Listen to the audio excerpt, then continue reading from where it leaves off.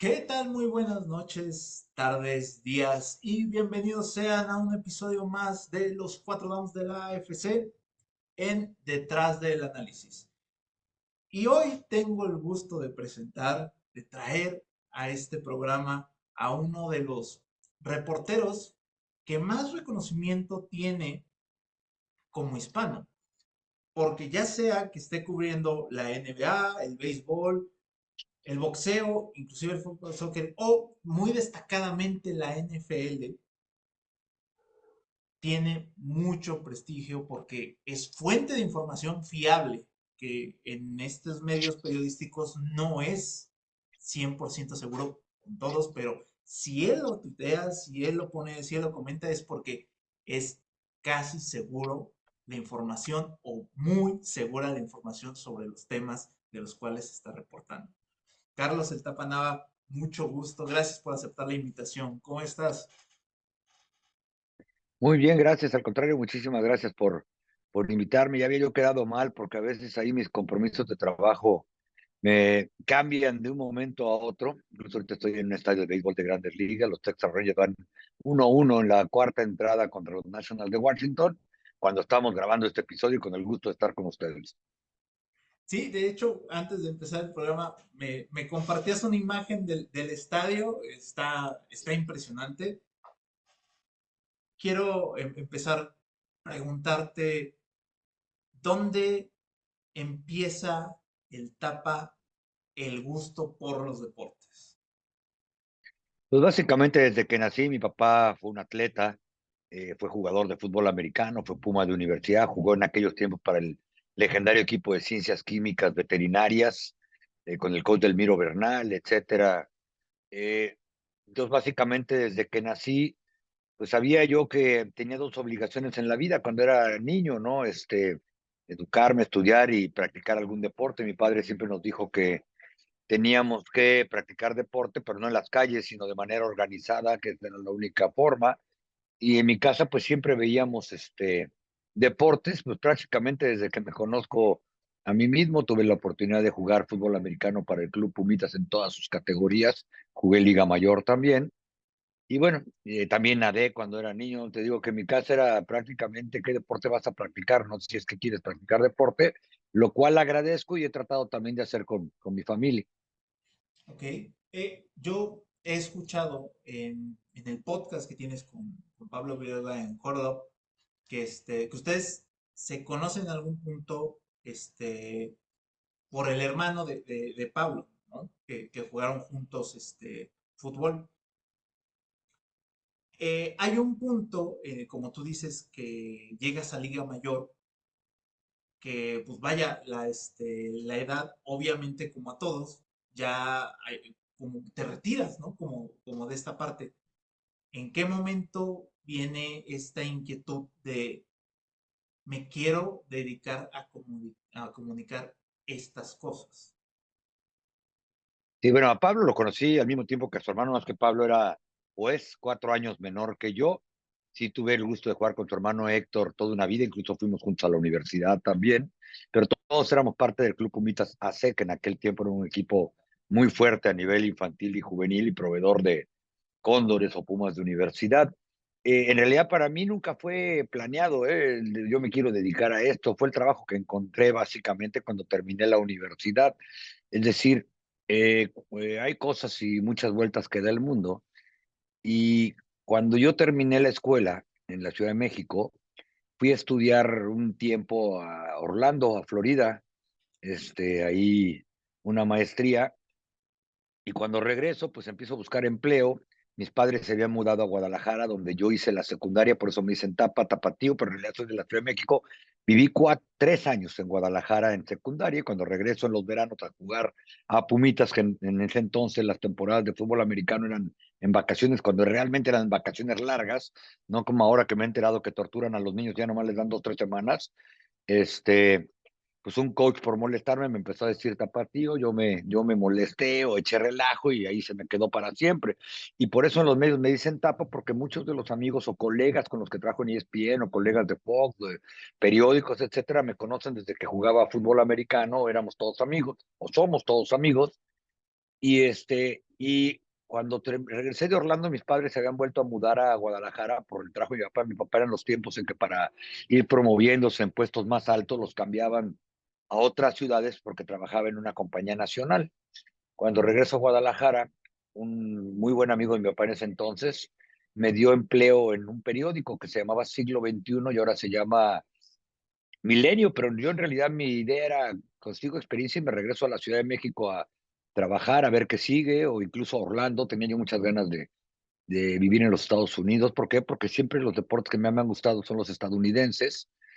Este, pero fue así medio fortuito. El periódico Siglo XXI tuvo mucho éxito.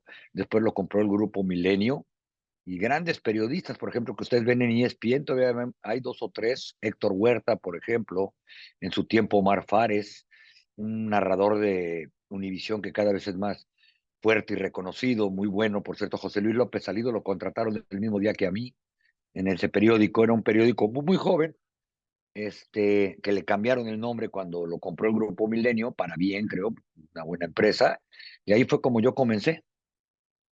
Ok, ok.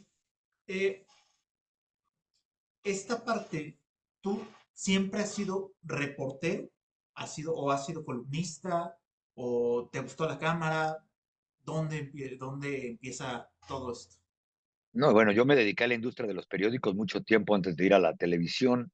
En los periódicos fui reportero, fui editor, fui en su tiempo el editor más joven de una sección del periódico, bueno, de la sección de deportes del periódico, reitero, siglo XXI en Guadalajara. Después me contrató el grupo Gili para su nuevo periódico en ese entonces, Frontera de Tijuana, un periódico grande, no como ahora que se ha hecho chiquito, como casi todo lo que tiene que ver con el papel por los costos y por el internet.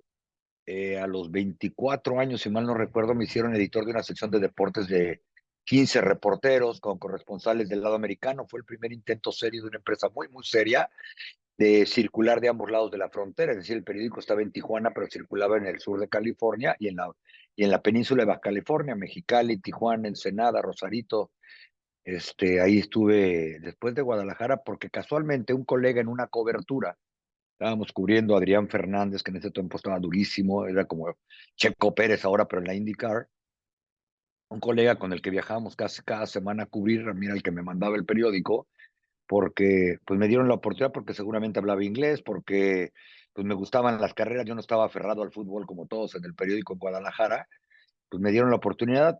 En esos 4 años de cubrir a Adrián Fernández, un compañero de otra empresa me ofreció trabajo, yo ya lo había dejado de ver, lo habían hecho director del periódico y pues me contrató y me mudé de Guadalajara a Tijuana en ese entonces. Este, y ahí pues ya era yo editor. Columnista, pues en México la verdad es que es muy diferente el concepto que se tiene de columnista a Estados Unidos o en otros países, ¿no? Así como que columnista no he sido, pero he publicado columnas. Hasta Ok, la fecha, además de hacer televisión o video, podcast y demás, yo escribo para la página de internet porque saben que yo me dedicaba a eso.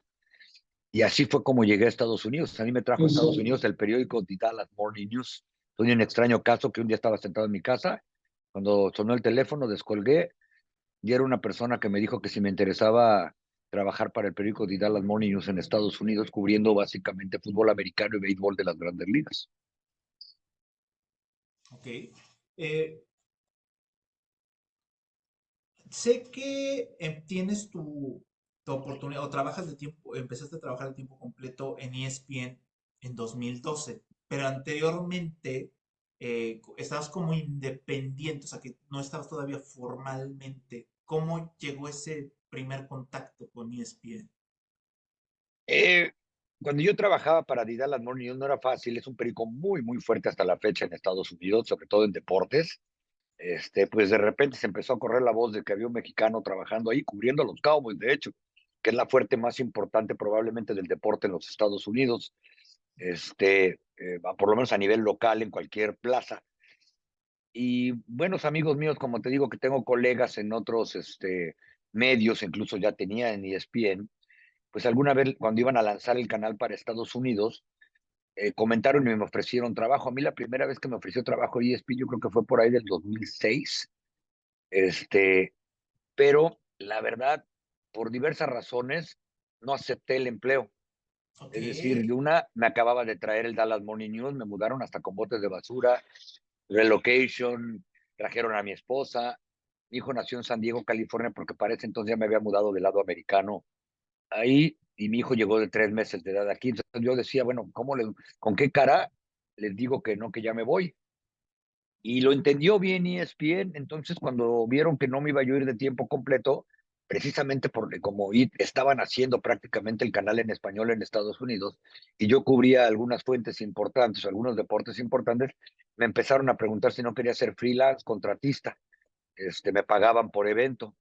Así empecé primero. Además, me encontré el sábado pasado en el draft en Detroit a la primer productor de ESPN, Craig Siogas, que me dio oportunidad de trabajar al aire, salir al aire de manera, vamos a decirlo, pseudo regular, para el programa que tenían ESPN en ese entonces, NFL esta noche, antes, previo al Monday Night Football.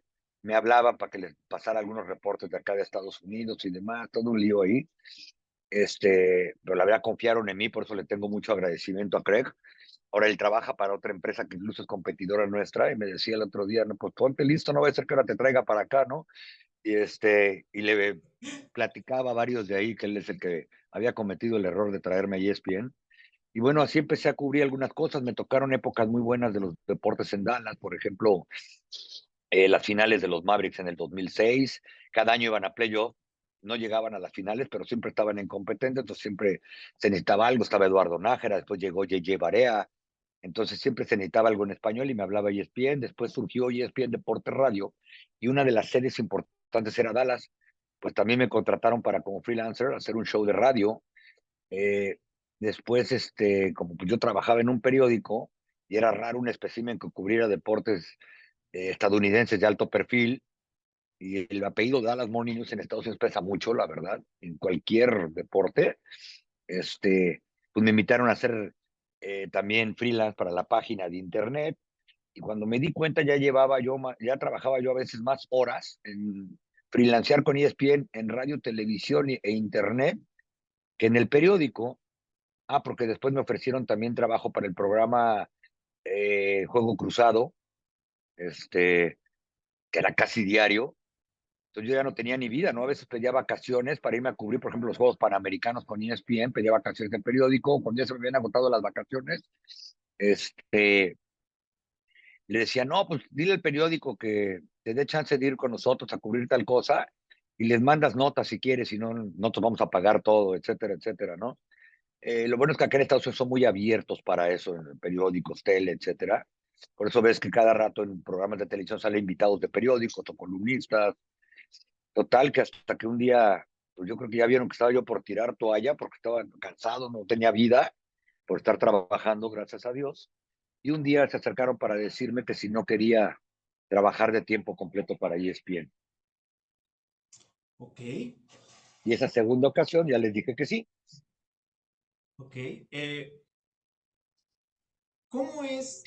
eh, eh, Vaya, tú siempre he notado o he visto, ya sea en tus publicaciones de Twitter o en algunas publicaciones que hace ESPN, que te la vives viajando por todo el país, ¿no? Y inclusive fuera de Estados Unidos. Pero en todo este recorrido que empiezas a cubrir diferentes deportes, ¿cuál fue o cuál recuerdas que fue tal vez la entrevista o el acercamiento, digamos, con un ídolo, con una figura del deporte, que a lo mejor te paraste en el espejo, a lo mejor te levantaste así de yo lo voy a cubrir, o sea, yo lo voy a entrevistar?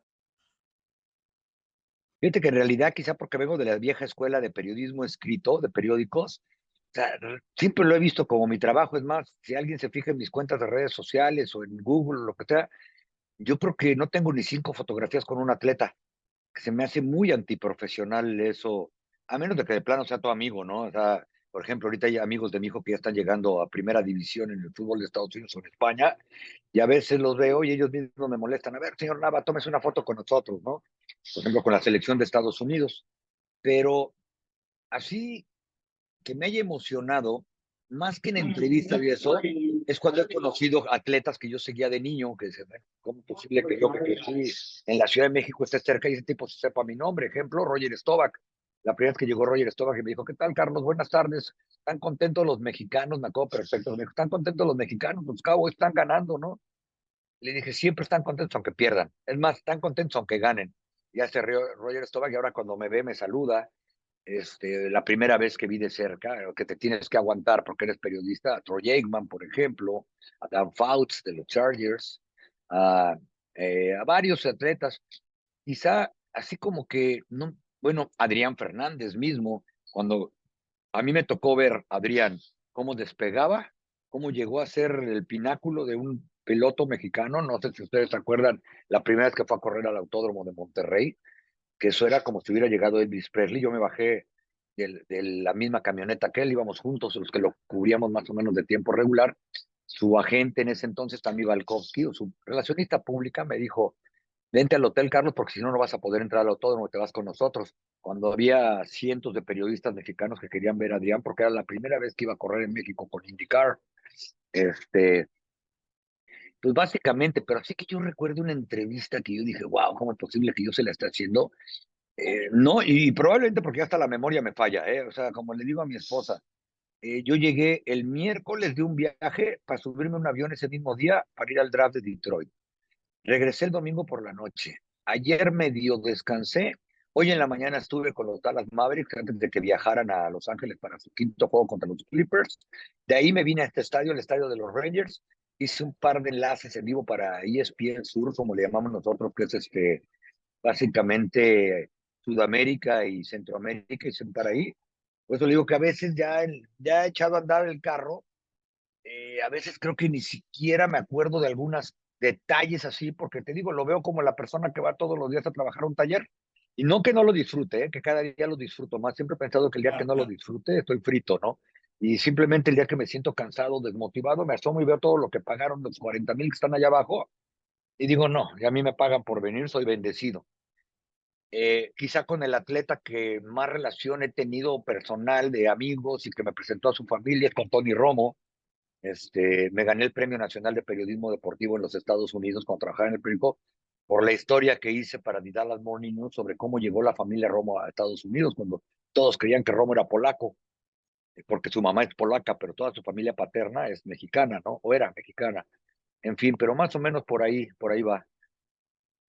Ok.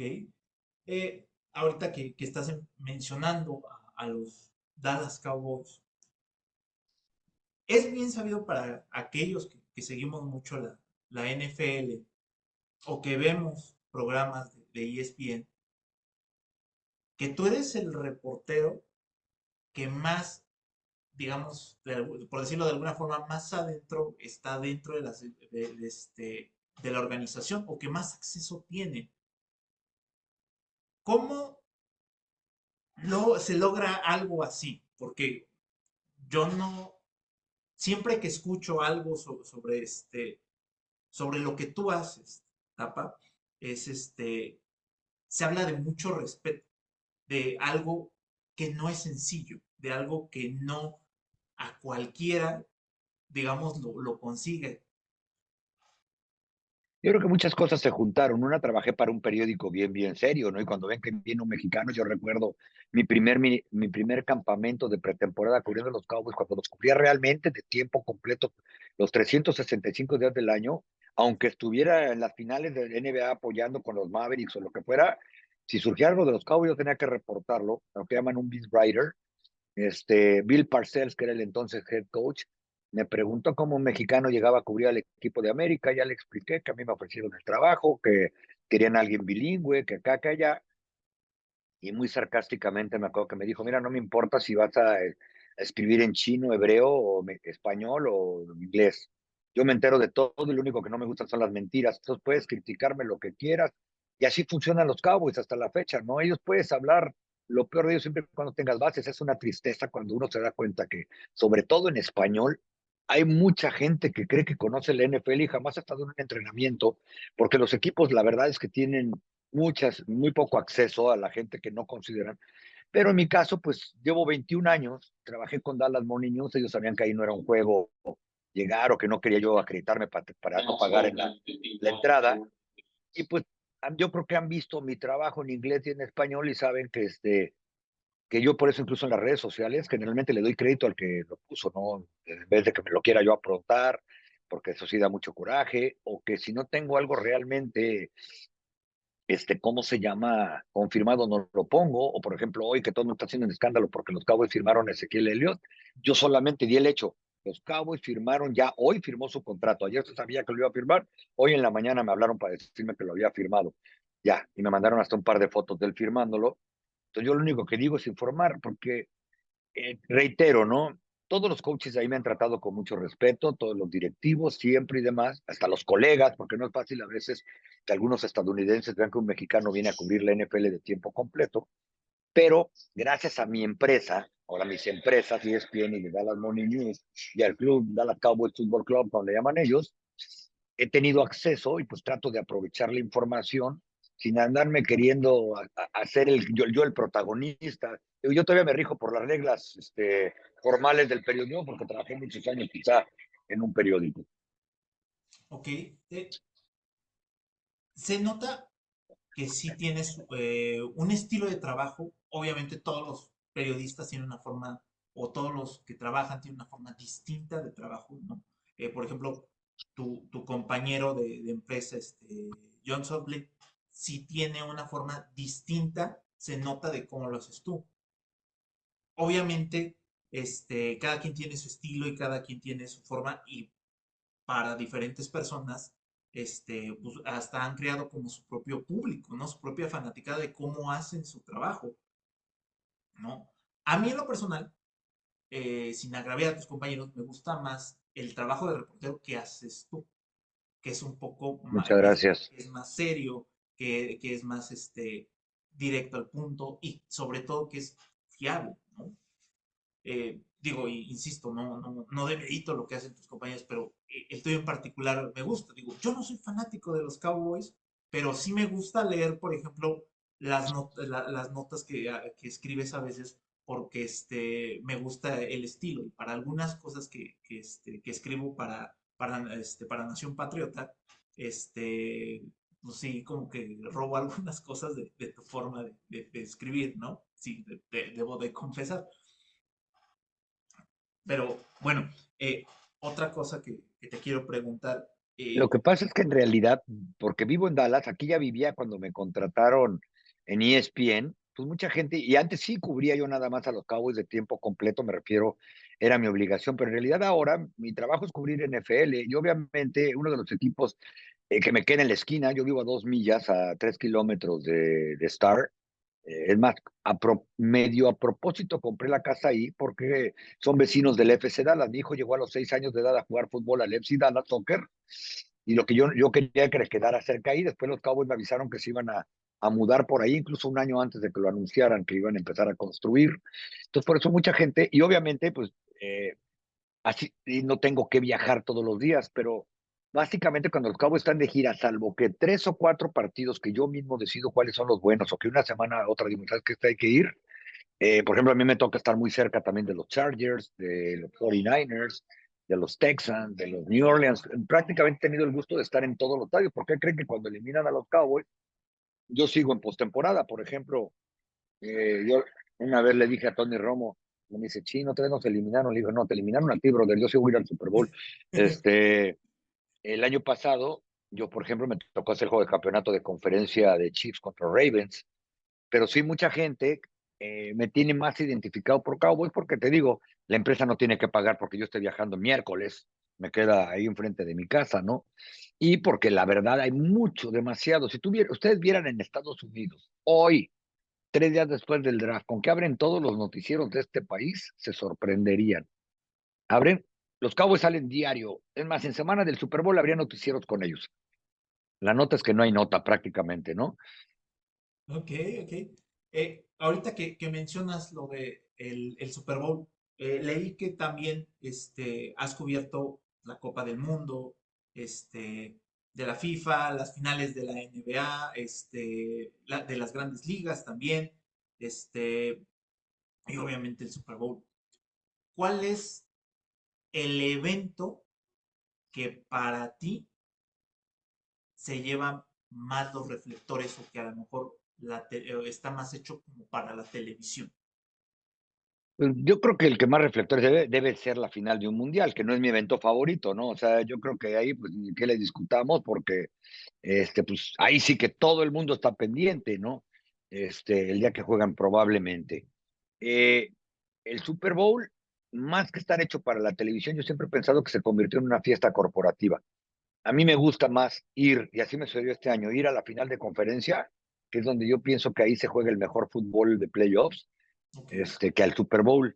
Que el Super Bowl, en vez de que vayan los aficionados reales, van puros invitados o patrocinadores o es un evento muy, muy caro también. O sea, si cualquier juego de NFL, para la gente que no hay en Estados Unidos, quiero que les quede claro que es un lujo para los estadounidenses ir a un partido de temporada regular de la NFL. Imagínense ir al Super Bowl. Este, y la verdad es que no creo que sea un evento creado ¿cómo se llama? Para la televisión. Más bien, tristemente, reitero, se volvió una fiesta corporativa cara de super lujo, ¿no? Pero probablemente el evento que a mí en lo particular me ha dejado más impactado, pues fue la primera vez que fui a las 500 millas de Indianápolis. Yo no había cubierto nunca nada afuera y un día me toca cubrir. En la primera vez que Adrián Fernández clasificó en las 500 millas de Indianápolis, fue la primera vez que yo cubrí una carrera y un evento fuera de México, ¿no? Y yo estaba bien chavo y para un periódico de Guadalajara, y era otro mundo para mí completamente diferente. Y le platicaba a mi papá todo lo que había pasado y lo que había visto, y que me presentaron a Michael y a Mario Andretti, o sea, era otro mundo. Probablemente el Super Bowl que más me ha gustado fue el que vi ganar a John Elway en San Diego contra los Green Bay Packers. ¿Por qué? Porque era la primera vez que yo iba a un Super Bowl, a cubrirlo, y bueno, y en mi vida en general, y todo me impresionaba. Yo era fan de John Elway, no de los Broncos, jamás lo he sido, pero me gustaba mucho cómo jugaba John Elway. Yo usaba para jugar, según yo, los mismos zapatos Mizuno modelo John Elway, ¿no? Porque entonces, eh, otro evento que probablemente yo diga, wow, o sea, esto es increíble, porque ahí había aficionados reales, porque la gente estaba llorando de la emoción. Vi en los Juegos Olímpicos la final del fútbol cuando Brasil gana la medalla de oro con ¿cómo se llama? Neymar. Y nunca he sido un gran fan del fútbol, voy a reconocerlo. Y miren que mi hijo es futbolista profesional, pero nunca he sido un gran fan del fútbol. Y ese día ver el Maracaná lleno con más de 200,000 personas brincando porque era el único título que les faltaba a los futbolistas brasileños en su historia, fue impresionante en general en los Juegos Olímpicos. O sea, hay muchas cosas que no es que sean creados para la televisión, porque lo que pasa es que los deportes americanos saben que la televisión es su principal aliada para vender, y entonces no hay una guerra contra la tele, ¿no? Hay pausas de televisión, porque pues todos tenemos que cobrar, es decir, que le dicen al coreback, aguanta 5 segundos porque todavía no acaba el corte de la tele, nada de que agarramos empezada la siguiente jugada. Entonces, hay una persona, un árbitro que se dedica a llevar los que ves a veces con la gorra verde, Sí, sí, sí. con un guante, ellos son los que llevan los tiempos de tele. En fin, eh, he visto series mundiales, por ejemplo, aquí la que ganaron los Texas Rangers, bueno, fue el equipo de aquí, pues la ganaron Arizona en noviembre pasado, me impactó mucho porque este equipo también lo vi perder 2 series mundiales. Entonces yo sé el trabajo que les ha costado. Estos no son los Dodgers ni los Yankees. Este, y probablemente es el equipo de Dallas con el que más simpatizo. Ahorita me encontré un vicepresidente del equipo cuando venía ahorita ya para hacer esto. Qué milagro, Carlos. Digo, güey, pues estaba en el draft, ¿qué quieres que haga, no? No, no, pues seguramente ya te dejaron los del NFL en paz, ¿ya qué? Ahora sí ya nos vas a cubrir y se mueren de la risa, se van, ¿no? Es un equipo muy amigable de los Texas Rangers. Ok. Eh, por el programa de Hololow, siempre me estoy enterando de que de repente estás cubriendo la NBA, es que el Tapa está ahorita en lo de el béisbol, etcétera, etcétera. Te la pasas viajando. ¿Qué pasa con el tema de la familia? ¿Cómo es esta parte para el Tapa de Yo andar? creo que pues siempre han entendido desde que yo comencé a viajar, que ha sido casi siempre, desde que mi esposa y yo éramos novios, yo ya cubrí a Adrián Fernández, por ejemplo, que es parte de mi trabajo, que hay gente que tiene que manejar algunos kilómetros, yo a veces tengo que ir al aeropuerto, casi siempre que le digo a mi esposa, ahorita vengo, voy a trabajar porque ya voy para el aeropuerto, ¿no? Ahorita yo checando que estamos terminando abril, tengo 72 noches de hotel, nada más en una cadena, ¿no? Me refiero de lo que he pasado fuera de mi casa, y probablemente, porque a mí en mi casa me enseñaron que el lugar donde tengo que vivir y estar es donde está el trabajo y la familia. Entonces tampoco nunca, por eso vivo en Dallas. Cuando llegamos no teníamos ningún pariente aquí y mi esposa yo creo que no había salido ni de su código postal cuando venimos a vivir para acá. Mi hijo se fue de Dallas a los 15 años firmado por los Cholos de Tijuana y tampoco volteó para atrás, no ha regresado. Después de Tijuana estuvo en España año y medio y ahorita lleva casi un año en Orlando jugando MLS. Entonces, y tiene apenas 19 años. Hay gente que yo veo en México con el debido respeto que tienen 25 y no han salido de la casa de su papá, ¿no? Y no porque yo quiera que mi hijo salga, ni mucho menos. Mi hijo, por ejemplo, ahorita le dije, nos vamos a ir de vacaciones la próxima semana. Le dije, ¿qué onda? ¿Ya nos vamos? No, me dijo, ¿sabes qué? Yo voy para mi casa en Dallas. Allá te espero, me dice, porque no he estado en todo el año y nomás tengo un mes de vacaciones y quiero ver a mis amigos, quiero... En fin, entonces como que todos entendemos qué papel jugamos. Somos tres en esta familia. Uno vive en Orlando y mi esposa y yo acá en Dallas y yo viajando. Entonces, hay días que hacemos la broma de otra de esas noches en que los tres estamos en una ciudad diferente, ¿no? ¿Te llega a acompañar alguna vez? Perdón, no oigo porque acaban de decir que acaba de sacarla del parque George Smith Home Run. Eh, Están avisando ahí. ¿Tu esposa te ha llegado a acompañar alguna vez? Sí, muy pocas veces. Ella tiene su trabajo, es muy independiente. Cuando mi hijo fue a Tijuana, como era muy joven, y la verdad no queríamos que viviera en la casa club, porque, te voy a decir con todas sus letras, descuidan demasiado los niños. Nosotros, mi hijo sabe que lo primero es la escuela. Ahorita estudia la universidad y es profesional desde los 15 años y no ha perdido ni un año de escuela, lo digo con orgullo. Entonces, mi esposa se fue con él a Tijuana los primeros 3 años. Bueno, los 3 años que vivió en Tijuana, rentamos un depa ahí, chiquito, como quiera, para que estuviera pendiente del niño. En eso vino la pandemia, etcétera. Los primeros 6 meses en España también se fue para allá con él. Entonces ella anda más, pero sí, algunas veces me acompañó, creo que una pelea del Canelo a Las Vegas, me acompañó hace poco. Bueno, he estado cubriendo últimamente a Messi. Me acompañó a una cobertura, pero no fue al estadio. Lo que ella quería era pasearse por Miami, ¿no? Este, pero muy, muy pocas veces yo creo que me ha acompañado porque sabe que no la puedo atender y que nada más me causa a veces preocupación o distracción en el, no sé si hay un buen sentido de la palabra o con todo respeto, ¿no? Y ella entiende bien esto porque desde que éramos novios yo me he dedicado a esto. Ok, bien.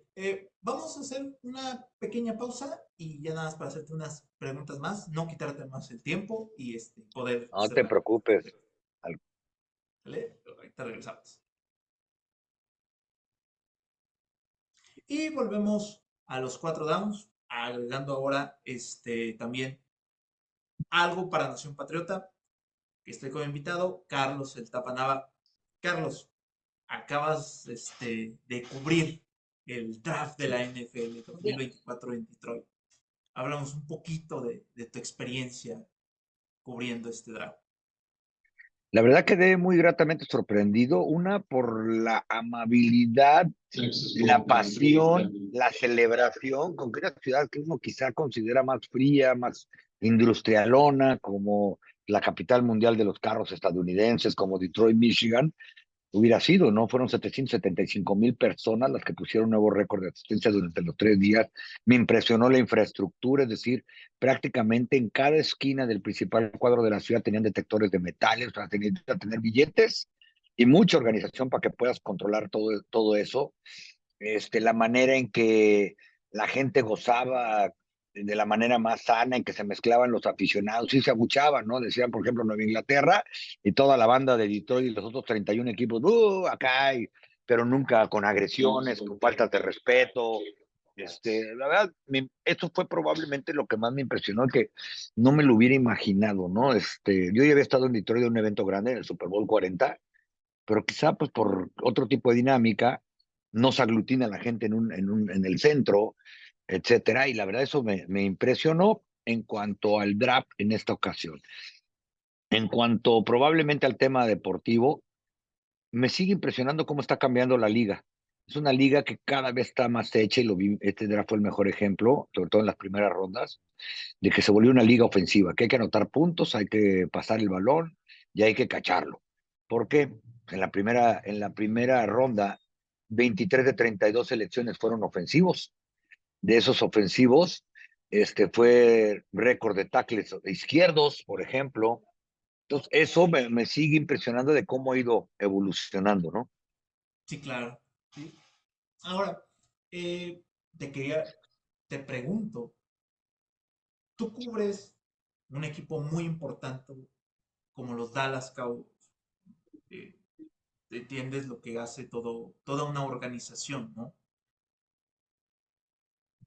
Los Pats vienen de temporadas un poco tristes, malas, de un tanto de desorganización y empiezan con un cambio de era, ¿no? Ya no está Bill Belichick, ya hace mucho tiempo que se fue Tom Brady, un montón de personas ahora toman las decisiones. ¿Qué opinas de un equipo como los Pats seleccionando a un coreback con el número 3 que en este caso pues terminó siendo pues del top 3 el último al final, el último de esos corebacks? Yo creo que hicieron lo correcto. Lo que espero es que hayan aprendido la lección de lo que pasó con Mac Jones no hace mucho tiempo, porque un talento como el de Drake May no se ve todos los días. Muchos en Estados Unidos lo comparan con Ben Roethlisberger por el tipo de físico que tiene, el tipo de movimientos y mecánicas para pasar el balón. Pero ¿a qué me refiero? Que el equipo lo tiene que proteger, ¿no? No va precisamente al mejor entorno. Y no me refiero a que sea Nueva Inglaterra o no sea Nueva Inglaterra. Hay un cambio, como tú lo acabas de decir, de 360 grados. Supongo, porque no lo he visto, hasta en la manera de trabajar y reclutar en el draft.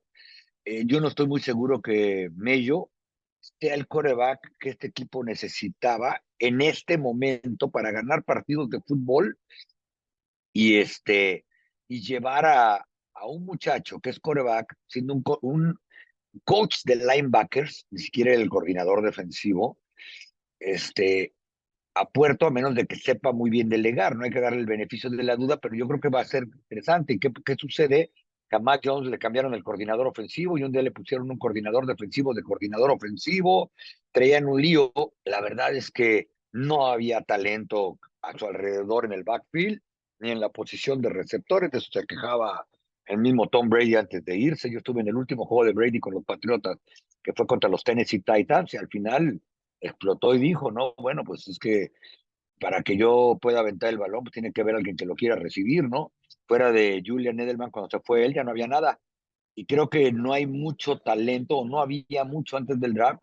Entonces yo creo que los Patriotas, eso es lo que tienen que asegurarse, de que le van a dar las armas, porque creo que es la selección adecuada, de que le van a dar la protección, que le van a dar los receptores, y que lo van a llevar con paciencia y no un día los mandan a la banca un ratito, luego lo vuelven a meter, ahora ya llegó otro novato, como le pasaba a McLeod. Ok. Hay muchos fanáticos, sí me incluyo, que a lo mejor hubiéramos preferido que cambiaran esa selección con algunos otros equipos para acumular picks. ¿Tú qué opinas? ¿Crees que eso hubiera sido malo? Que tenían que aprovechar en este momento el 3 para tomar el coreback, o también hubiera sido buena decisión. Probablemente hubiera sido buena decisión, pero si yo hubiera sido el gerente general, hago lo mismo que hicieron ellos, al ver pasar un talento generacional, como se supone, nunca sabes cómo va a funcionar un coreback en la NFL, pero si te pones a pensar que seleccionaron a 6 en la primera ronda y luego pasaron 160, no, fueron 137, 147 selecciones antes de que llegara el siguiente, te das cuenta de la escasez de corebacks. Hace 2 años, creo, hubo uno, Kenny Pickens, y después no hubo ninguno hasta la tercera ronda. Es decir, ellos le están rogando a Dios no volver a tener la selección 3 global, que significa que ganaron algunos partidos de fútbol.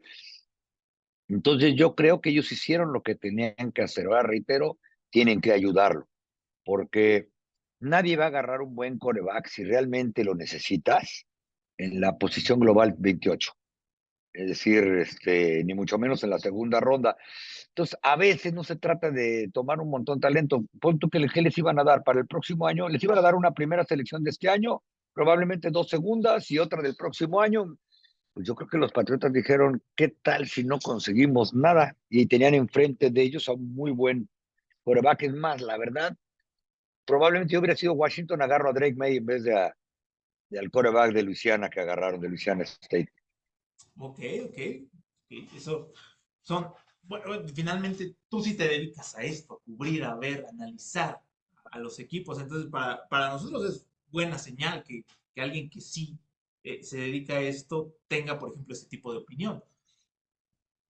Ahora, tú Yo, estabas al ras ¿cómo se llama? De cuando se iban a empezar a seleccionar a los muchachos. ¿Qué notas en los jóvenes cuando escuchan su nombre? ¿Qué se alcanza a percibir? Nosotros como espectadores vemos algo en televisión, pero supongo que la energía es completamente diferente cuando estás ahí a unos metros.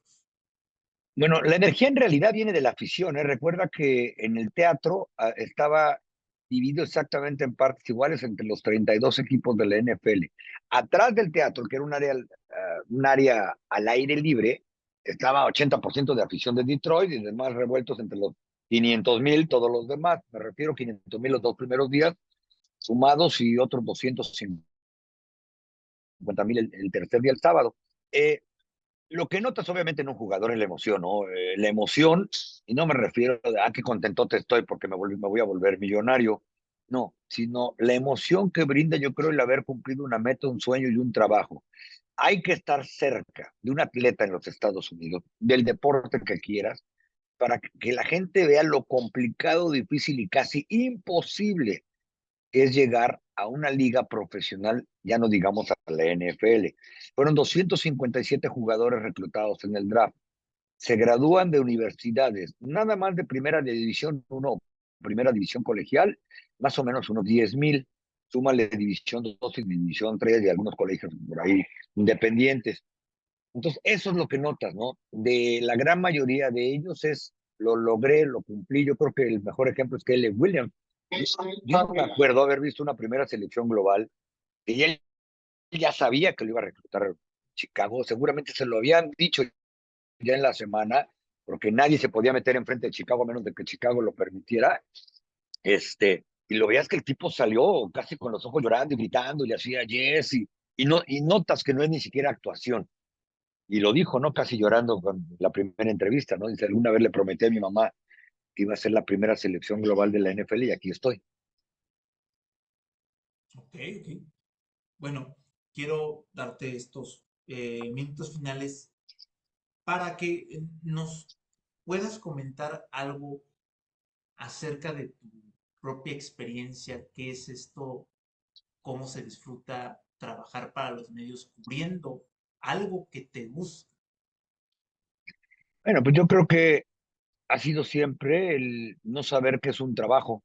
Es decir, yo salgo todos los días bien contento porque voy a ver deporte. Hoy en la mañana, por ejemplo, lo digo con toda humildad y sencillez, tuve la oportunidad de estar en el entrenamiento de los Dallas Mavericks, ¿no? Y estaba a 10 metros de mí Kyrie Irving, a 25 metros Luka Doncic, demás, y volteas y todavía sientes esa emoción y de repente pienso, bueno, y todavía me pagan por venir aquí, bien, vamos, seguimos bien y le toco madera, ¿no?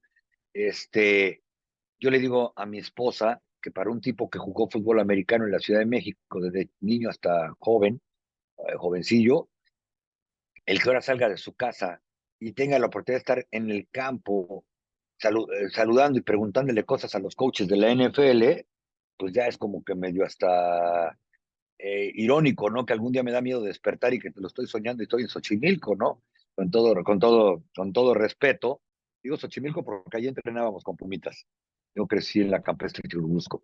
Este, entonces, pues para mí sigue siendo todos los días una motivación el enfrentar cosas nuevas, el ver cosas nuevas, el cada vez respetar más a los atletas, coaches y demás, porque a mí me parece increíble algunas personas que creen que saben más que los coaches de la NFL, ¿no? Que los gerentes generales. Y se vale criticar y este no hizo bien su trabajo, sí lo hizo, pero cuando empiezas a decir, es que ahora sí Jerry Jones, o sea, esa está una falta de respeto para la gente que lo está escuchando, ¿no? Este, entonces te digo, a mí me sigue emocionando cada día que veo deporte, ¿no? Ahorita que vi que había pegado George Smith con ron de 3 carreras y los Reyes ya van ganando 4-1, una señorita que es muy amable conmigo, que trabaja aquí en la cafetería, me agarró y me dijo, se está perdiendo lo mejor cuando estábamos haciendo el cambio ahí de la pausa. y le dije, no, lo estoy viendo aquí en la pantalla gigante delante de mí. O sea, todos los que estamos alrededor, por ejemplo, de un equipo grande como Grandes Ligas, NBA, y eso te lo pueden decir. Hasta los que nos hacen el favor de atendernos aquí en la cafetería. Mira, para que la gente vean, que nomás se vean de qué tamaño es el comedor para la prensa aquí con los Texas Rangers. Ok.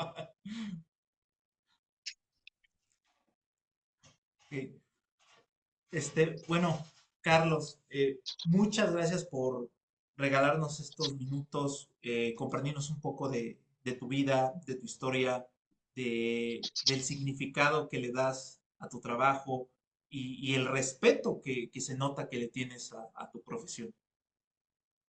No, al contrario, muchas gracias a ustedes no, y sobre todo el respeto que le tengo a los que hacen el favor de leerme, oírme y verme, porque esos son los que merecen que uno haga el mejor trabajo posible. Que cuando de repente alguien me dice, no, que muchas gracias, pues no, gracias a ustedes que nos ven y nos leen, porque el día que eso no suceda, desaparecemos, y si no, hay que ver lo que está sucediendo en los medios actuales, donde desafortunadamente por tantas maneras de redes sociales, de comunicar, muchos periodistas han perdido su empleo. Es la realidad, o los medios ya no quieren crecer más, etcétera. Entonces te digo, es una bendición poder ver deporte, pero más bendición el que la gente nos lea, nos escuche y nos vea. Muchas gracias, Carlos, por tu trabajo. Y yo soy David Pérez, alias El Gurú. Esto fue Detrás del Análisis para los cuatro danos de la AFC y para Nación Patriota. Muchas gracias. Bye.